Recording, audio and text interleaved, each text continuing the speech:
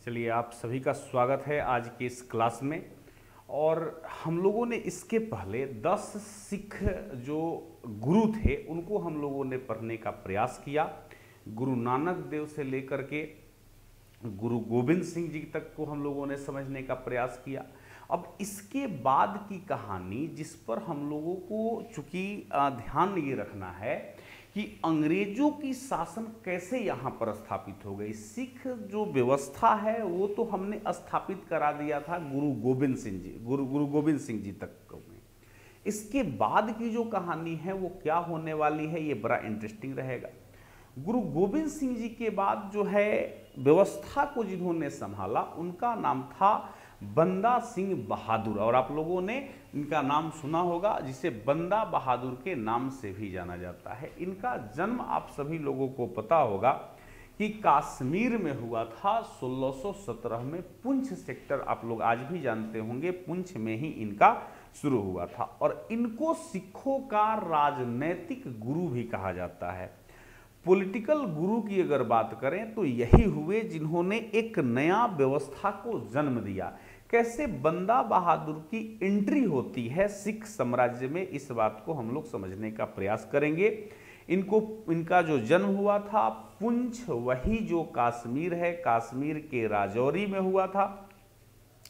और बंदा बहादुर के जो बचपन के नाम थे या पहले के जो नाम थे वो था आपको लक्ष्मण देव, जो आपको दिख रहा होगा यहाँ पर लक्ष्मण सिंह या लक्ष्मण देव कह सकते हो, इनका पहले का नाम था। कैसे ये लक्ष्मण देव से बंदा सिंह बने या बंदा बहादुर बने, इस बात को समझने का हम प्रयास करते हैं। लक्ष्मण देव को बचपन से ही कुश्ती लड़ने का भी शौक था और शिकार करने का शौक था। मतलब यह शुरू से एक सैन्य प्रवृत्ति के या सैन्य विचारधारा के व्यक्ति थे। और इनके अंदर जो है कहीं ना कहीं अपने विचारों को लेकर के एक मजबूत आधार स्तंभ बनाने की प्रतिभा थी, या कह सकते हो कि एक मजबूत आधार स्तंभ की इन्होंने जो है स्थापना करने का आगे प्रयास किया। वो कैसे किया, इस बात को समझिए। ये तो एक सैनिक के रूप में थे। जब सैनिक के रूप में थे तो ये शिकार के लिए गए, तो उस समय में जो है इनका जो है 15 वर्ष की आयु में एक गर्भवती हिरण का इन्होंने शिकार कर लिया। और इसके बाद ये बड़े शोक में पड़ गए कि इसकी हत्या करके हमने जो है अच्छा नहीं किया। और इन्होंने जो है अपना घर बार इस घटना के बाद छोड़ दिया और ये बैरागी की तरह घूमने लगे। होता क्या है, कभी कभी इंसान की जिंदगी में कुछ ऐसी घटनाएं होती है जो दिल को हट कर जाती है और वहां से आपकी जिंदगी के जो लाइन है वो बहुत बदल जाते हैं। जैसे आप लोग एंशिएंट टाइम में भी पढ़ते हैं अशोक के शासनकाल को, तो अशोक के शासनकाल में आप लोगों ने यह देखा होगा कि अशोक कलिंग युद्ध के पहले क्या है और कलिंग युद्ध के बाद उसकी स्थिति क्या हो जाती है, वह कैसे बौद्ध में प्रवेश कर जाता है। इन सारी घटनाओं को आप लोगों ने समझा होगा। ठीक बंदा बहादुर के सामने या बंदा बहादुर के साथ यही कहानी जो है चल रही थी। ठीक है, चलिए आगे समझने का प्रयास करते हैं। तो इन्होंने जो है ये जब घर छोड़ दिए तो एक व्यक्ति थे जिनका नाम था आपको जानकी दास, और जानकी दास के ये शिष्य के तौर पे काम करने लगे। इसके बाद जो है अपना नाम बदलकर इन्होंने माधव दास कर दिया। मतलब अभी ये अपना उस पहचान से खुश नहीं थे जो आपको पहले से लक्ष्मण सिंह वाली पहचान थी, और अब ये हो गए माधव दास।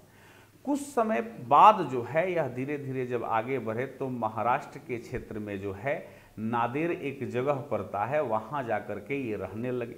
और गोदावरी नदी के तट पर इन्होंने एक आश्रम की स्थापना कर ली। जब इंसान किसी बात से दुखी होता है तो कुछ ऐसे जगहों की खोज और तलाश में लग जाता है जो उसको सुकून प्रदान करे या शांति प्रदान करे। तो इस प्रकार से इन्होंने एक आश्रम की स्थापना कर दी। कुछ समय तक जो है वहाँ पर ये रहे। तब तक वहाँ पर मतलब भ्रमण करते हुए गुरु गोविंद सिंह चले गए और गुरु गोविंद सिंह जी से इनकी मुलाकात हुई। गुरु गोविंद सिंह का इन्होंने काफ़ी ध्यान रखा, काफ़ी इन्होंने जो है अपनापन दिखाया उनके साथ। गुरु गोविंद सिंह को लगा कि इस बंदे में कुछ दम तो है और इस बात को लेकर के उनको उन्होंने सिख बना दिया और बंदा बहादुर या बंदा सिंह नाम रख दिया। तो इस तरह से जो है इनका कितना नाम बदल गया, तो एक तो लक्ष्मण सिंह है, लक्ष्मण सिंह से माधवदास और माधवदास से बंदा बहादुर या बंदा सिंह बनने की प्रक्रिया इनकी यही रही। उसके बाद जो है गुरु गोविंद सिंह की मृत्यु हो जाती है और इसके बाद इच्छा अनुरूप जो है बंदा सिंह या बंदा बहादुर पंजाब चले जाते हैं और वहाँ पर जो है सिखों के नेतृत्व को संभालते हैं। और यह बात गुरु गोविंद सिंह जी ने इनको समझाया था कि आपको मेरे नहीं रहने के बाद सिखों का नेतृत्व संभालना है। बंदा बहादुर ने उनके बात को समझते हुए एक अपना टीम बनाया, गठित की। टीम को आप सैन्य शक्ति भी कह सकते हो, सेना का गठन किया, फौज बनाया उन्होंने। और फौज बनाने के बाद उन्होंने जो है सिखों का नेता अपने आप को घोषित कर दिया।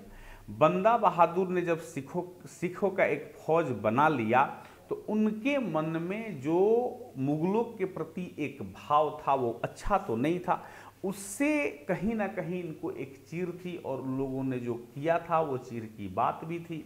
तो बंदा बहादुर ने यह कहा कि अब मुगलों का कोई प्रभाव हम यहाँ नहीं पड़ने देंगे।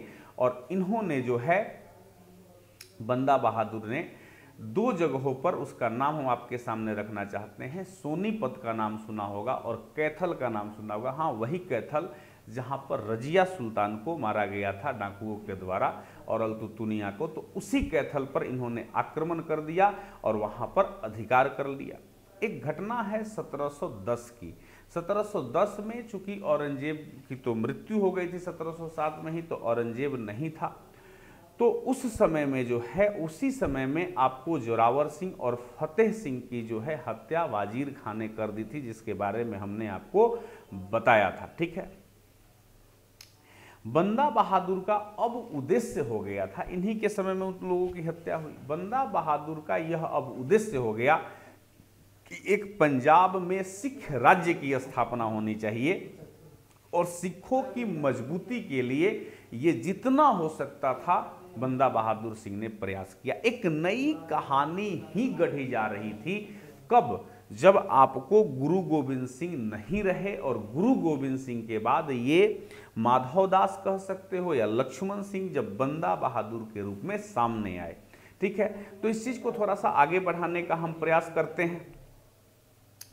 स्थापित करने के लिए इन्होंने अपनी एक राजधानी बनाई, यानी कि शासन करने के लिए कोई ना कोई कैपिटल तो चाहिए। इस कैपिटल के लिए उन्होंने एक राजधानी बनाई और वो राजधानी जो है लोहागढ़ या लोहगढ़ कहा जाता है, उसको बनाया इन्होंने। पंजाब में ही पड़ता है आज के समय में, पाकिस्तान में।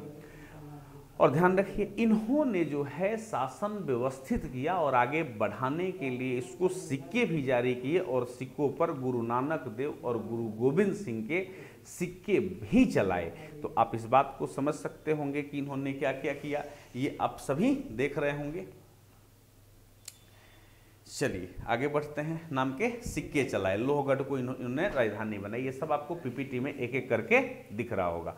आगे अगर थोड़ा सा हम आपको समझाने का प्रयास करें तो मुगल बादशाह आगे चलकर फर्रुखसियर बना। आप सभी को पता होगा कि 1713 में फर्रुखसियर शासन में बैठा और फर्रुखसियर की फौज को जो है अब्दुल समद खां के नेतृत्व में गुरदासपुर जिले में जो है इन लोगों ने, गुरदासपुर जिले में इनको कहीं ना कहीं घेर लिया फर्रुखसियर के फौज ने और कई महीनों तक यह युद्ध चलते रहा। अंतिम रूप से जो है अब इन लोगों के पास, बंदा बहादुर के पास खाने पीने की भी लाले पड़ने लगे। जब बहुत दिनों तक घेरा रह गया तो कई दिनों तक ये लोग भूखे भी रहे और 1715 में जो है इन लोगों के पास अब कोई चारा नहीं बचा और इन लोगों को आत्मसमर्पण करना पड़ा। आत्मसमर्पण कर दिया और 1716 में जो है 794 सिखों को जो है मौत के घाट उतार दिया गया। रोज 100 सिख मारे जाते थे। 5 मार्च से लेकर 13 मार्च तक 1716 में लगभग 100 सिखों को रोज फांसी दी जाती थी और एक ही डिमांड रहता था कि तुम हमारे बात को मान लो, यानी कि इस्लाम धर्म अपना लो। इन लोगों ने अपने धर्म की रक्षा के लिए इस्लाम धर्म को स्वीकार नहीं किया और अपने प्राण को निछावर कर दिया। तो आप इससे बहुत सारी बातें सीख सकते हैं। ठीक है, अब देखिए आपको एक और घटना बताएं। 1716 में फर्रुखसियर ने आदेश दे दिया कि बंदा बहादुर को भी अब जिंदा रखने का कोई फायदा नहीं है। उनके शरीर को काट काट कर, मतलब टुकड़े टुकड़ों में काट करके सभी सिख क्षेत्रों में फेंकवा दिया गया। अब मरने के पूर्व बंदा बहादुर ने क्या कार्य किया जिससे कि सिख शासन स्थापित हो। भाई सिख शासन की स्थापना में इस बंदा बहादुर का बड़ा ही महत्वपूर्ण योगदान है।